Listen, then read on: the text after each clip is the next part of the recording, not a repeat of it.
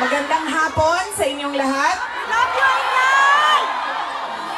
Unahin po muna natin ang ating pagpapasalamat sa Diyos dahil sa magandang araw na ito at sa safe na pagbiyahe ninyong lahat papunta dito sa The Hague, Netherlands. At syempre, dahil bumiyahe kayo papunta dito, ay mag-ingat kayo sa biyahe ninyo pauwi lahat sa inyong mga tirahan mamayang hapon.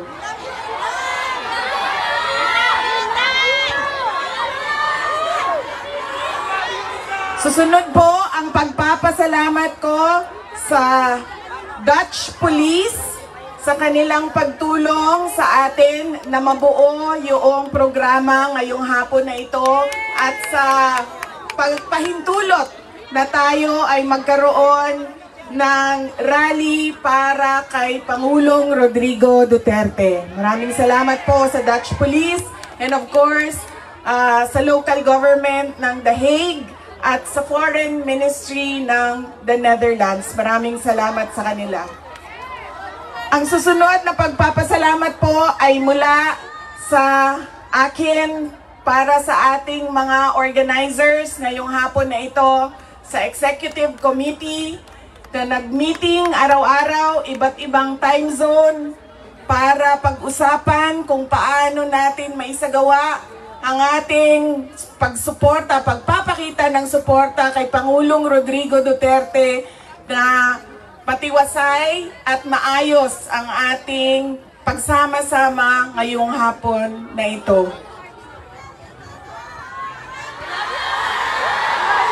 Duterte! Duterte! Duterte! Duterte! Duterte! Kanina nung naglalakad ako papunta dito sa park, meron akong mga nakasalubong na mga galing Germany. At tinanong ko sila kung gaano katagal ang biyahe mo, ma'am, papunta dito. Sabi niya 9 hours daw. At 9 hours din daw siyang babiyahe pauwi. So ganyan ang pinapakita ninyo na pagsuporta kay Pangulong Duterte at pagmamahal sa ating bayan. Maraming salamat sa inyong lahat. Alam ko, lahat kayo may hanap buhay, may kailangan asikasuhin, may mga personal na pinagdadaanan, merong kailangan na paglalaban na gawin sa mga damit ninyo, paglilinis ng bahay, pagbayad ng utang,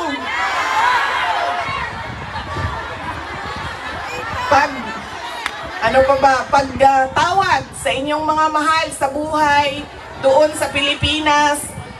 Ay nandito kayo ngayong hapon na ito at ibinigay ninyo ang oras ninyo at panahon ninyo para mapag-usapan natin ang estado ng ating mahal na bayang Pilipinas.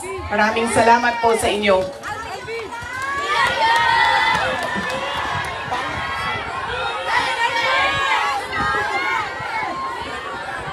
Naikwento ko na ito noon, pero mas mahalaga yung kwento ngayon dahil napag-usapan namin siya ni Pangulong Duterte doon sa loob ng detention center ng ICC. Noong ako ay bata pa, lagi sinasabi ng hindi niya yung generation ng tatay ko, 1940s, 1950s, 1960s, hindi sila yung mga magulang na tulad ngayon sa atin na ini-explain natin sa ating mga anak kung bakit natin ginagawa ang mga bagay-bagay. Lagi dapat may explanation. Sa kanilang henerasyon ay diretso ka lang pagsasabihan or pagalitan. Ganun yung generation nila. Nung ako ay lumalaki, lagi niya sinasabi sa akin, hindi ka tao sa paningin ko kung hindi ka doktor o abogado. Lagi niya yang paulit-ulit habang ako ay lumalaki. Lagi niya yan sinasabi, Pag hindi ka natapos ng pag-aaral mo, magiging abo ka dyan sa gilid ng daan. You always emphasize that you mean nothing to the world if you do not finish your education. That was that is my greatest gratitude to my father. The emphasis he gave in education. Wala namang problema sa akin yun nung ako ay lumalaki dahil gusto ko din naman talaga maging doktor. Kaya on that point, pareho kami ng hindi ako yung pinipilit ng mga magulang na magdoktor ka kahit ayaw. So walang naging problema sa amin doon. Pero nung hindi man naging successful yung aking pagpasok sa medisina, ay lumipat ako sa pagiging abogado dahil binigyan din naman ako ng option ng aking tatay na pwede ang abogado. Yun lang ang katanggap-tanggap sa kanya. Maging abogado o maging doktor. Noong nakapag-usap kami, noong isang araw, sabi niya sa akin, naging forceful ba ako? Mapilit ba ako sa pagsabi ko sa iyo na maging abogado ka? Sabi ko, oo. Sinasabihan mo ako, pinapagalitan mo ako. Lagi. Kinento ko sa kanya na isang beses, bihira akong umiyak. Pero isang beses, dahil nalaman ko na hindi ako makakatuloy sa 4th year law school dahil meron akong isang bagsak na subject, wala akong ibang masabihan nung sakit na nararamdaman ko. Kasi pakiramdam ko, yung tatay ko lang din, makakaintindi sa akin dahil dumaan din siya ng law school. So tinawagan ko siya. Hindi ako makapagsalita. Iyak lang ako ng iyak. Humahagulgul ako sa iyak na sinasabi lang niya, hello, hello, hello, nasaan ka? Nasaan ka? Yun lang ang sinasabi niya, nakidnap ka ba? Nakidnap ka? Tapos iyak lang ako ng iyak. Tapos dalawa lang ang tanong niya na paulit-ulit, nakidnap ka ba o buntis ka ba? At that point na paulit-ulit na niyang tinatanong kung buntis ba ako, sabi ko na sa kanya, pa, hindi naman siguro umiiyak ang babaeng buntis. Siguro happy. Happy siya, no? Na buntis siya. Sabi ko, nahihirapan ako sa isang subject ko and pakiramdam ko, sasabit ako dito. Tapos ang sagot lang niya sa akin ay, sabi niya, yun lang pala eh, bakit mo ko tinatawagan? Mag-aral ka na. Ganon. Ganon ka tigas yung kanyang paniniwala at pagpipilit na ipursige ko ang aking edukasyon. Wala nang, wag ka na umiyak, mag-aral ka, magbadali lang yan, lumabas ka muna, magkape ka, wala. Sinabi lang niya sa akin, yun lang pala. Ibaba mo na yung telepono at bumalik ka na sa pag-aaral mo. Kaya noong ako ay naging abogado, yun din yon ang sinasabi ng kaibigan ng tatay ko sa akin na nakita niya ang tatay ko, sobrang saya. Yung araw na yon na nalaman niya na naging abogado ako, yun yung sobrang saya niya. At sinabi sa akin nung kaibigan ng tatay ko, sabi niya, hindi mo maiintindihan kaming mga tatay, na kaming mga abogado, pag nagkaroon kami ng anak na abogado. Ganun, iba yung saya namin kapag nakikita namin na meron na kaming anak na abogado. Sabi niya sa akin doon, sabi niya, pinilit ba kita? Sabi ko, hindi lang pilit. Sinigawan mo ako at pinaiyak mo ako ng madaming beses dahil sa edukasyon at sa pag-aaral.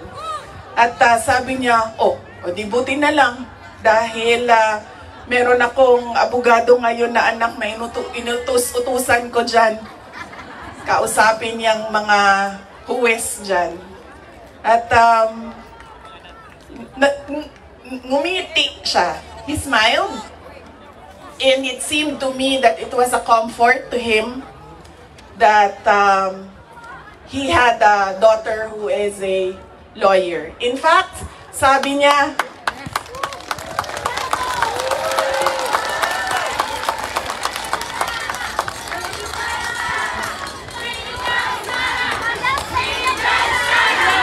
Inday Sara Duterte! Inday Sara Duterte! Inday Sara Duterte!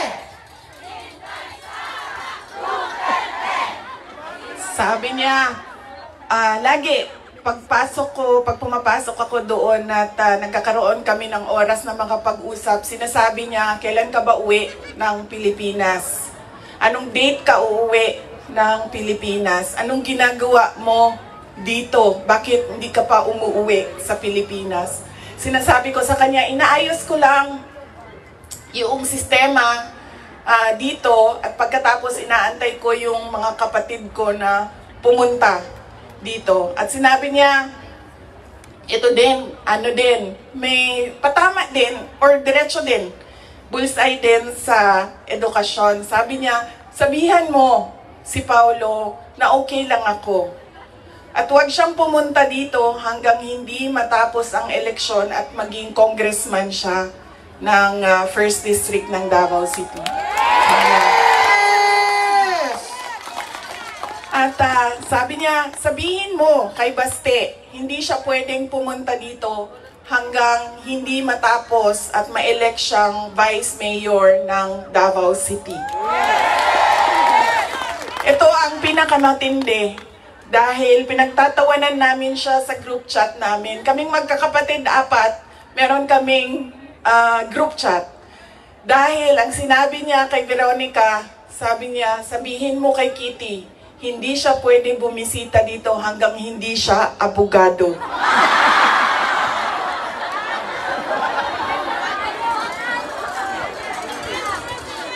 Sabi ni Kitty, grabe ang overacting ni Papa. So, ibig sabihin ba, mga 5 years. She has 5 years until she becomes a lawyer. Na meron pa akong 5 taon na bago ako makabisita. Ganon siya kahit na nandun siya sa loob, ang kanyang iniisip, unang-una, yung mga kapatid ko na kailangan magtrabaho para sa syudad ng Davao, yung kapatid ko na kailangan mag-aral. Yun pa rin ang iniisip niya. At kapag tinanong mo siya, pa, ano ba ang kailangan mo dito sa loob? Ang sinasabi lang niya, alam mo yon, mga bagay na shaving cream, Coke Zero,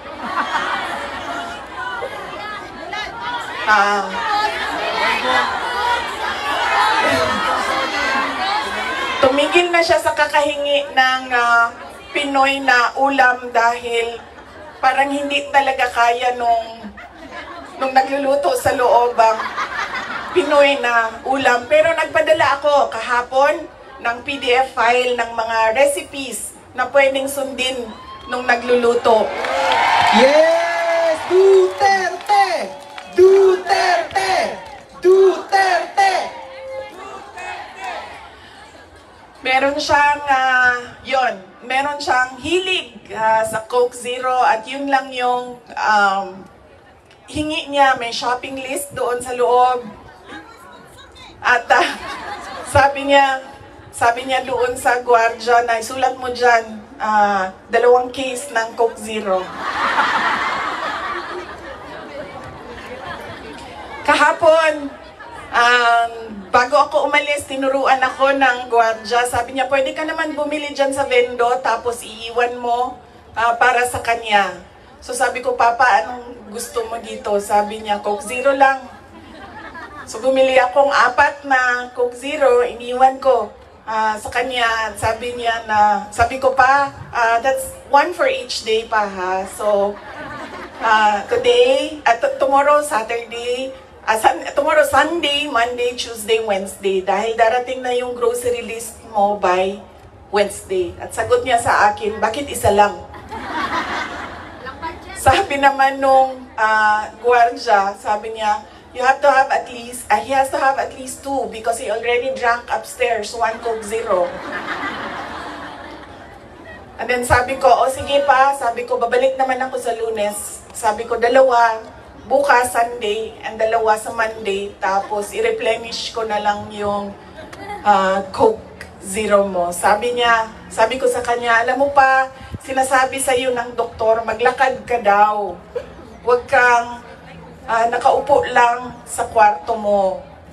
Tapos, sabi ko, pwede ka naman, allowed kayo na lumabas dyan. Sabihan niyo lang ang gwardiya. Sabi niya, ayoko maglakad sa labas kasi baka didiretso ako sa gate at umalis sa lugar na ito.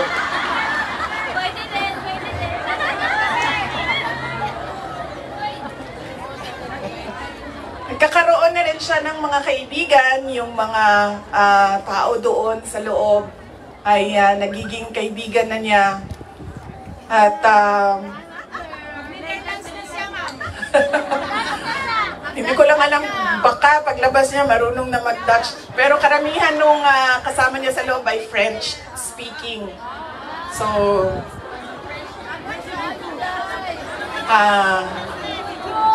baka paglabas niya, no, di na kay kamaong magbinisaya, tingala tama.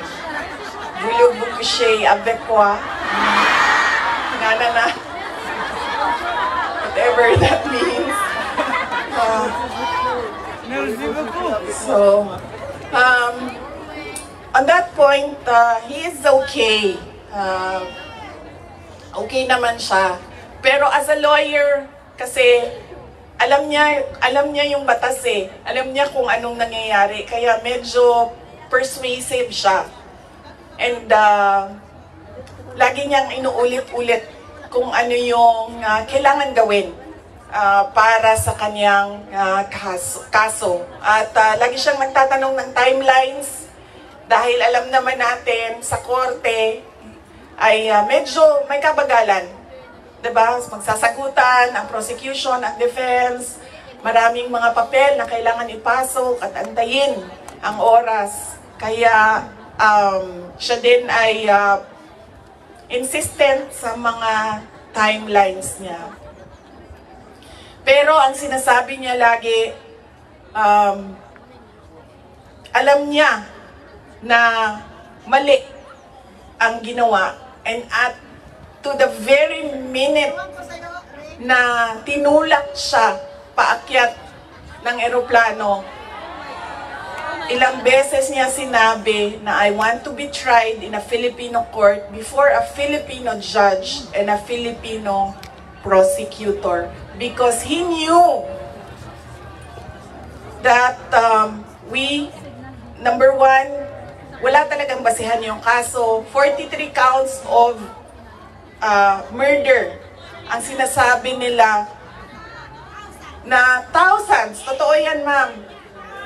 Kaya minsan naisip ko, naging kaso lang ba ito dahil sinusulat sa media na thousands ang namatay? I do not even understand paano naging crimes against humanity ang 43 counts of murder na ngayon ay lumalabas.